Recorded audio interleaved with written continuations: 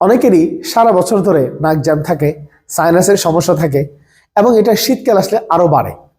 তো যেহেতু অনেকেরই সারা বছর থাকে, লং টার্ম ধরে থাকে, নাক জ্যাম থাকে বা বিভিন্ন সাইনাসের সমস্যা থাকে, তারা দীর্ঘ সময় ধরে টানা 1 মাস 2 মাস 6 মাস হ্যাঁ এই ধরনের ওষুধ ইউজ করে, যে অক্সিনেক্স, আফরিন, রাইনেক্স অর্থাৎ অক্সিমেটাজোলিন, জাইলোমেটাজোলিন, অ্যান্টাজল, এই ধরনের ড্রপগুলা সে কন্টিনিউয়াস ইউজ করতে থাকে।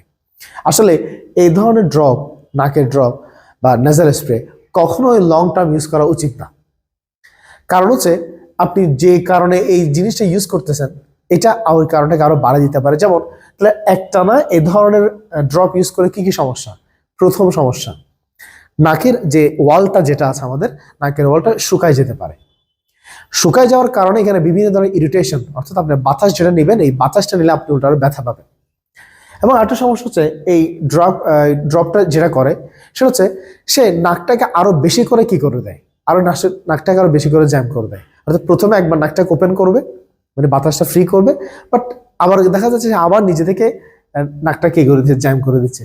কারণ হচ্ছে এই ড্রপগুলা আমরা বলি ভ্যাসোকনস্ট্রিক্টর, অর্থাৎ আমাদের যে রক্তনালিকা আছে, রক্তনালিকাগুলোকে ব্লক করে দেয়।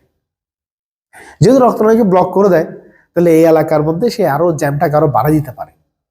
এবং এটার কারণে দীর্ঘ সময় পর দেখা যায় তাদের মাথা ব্যথা করে, কন্টিনিউয়াস মাথা ব্যথা। দেখা যাচ্ছে নাকটা ফ্রি হলেও কন্টিনিউয়াস কি থাকতেছে, মাথা ব্যথা, চোখের পেছনে ব্যথা। তাহলে এই ড্রপের কারণে একটা সমস্যা যেটা হয় সেটা হচ্ছে অ্যালার্জি, লোকাল অ্যালার্জি।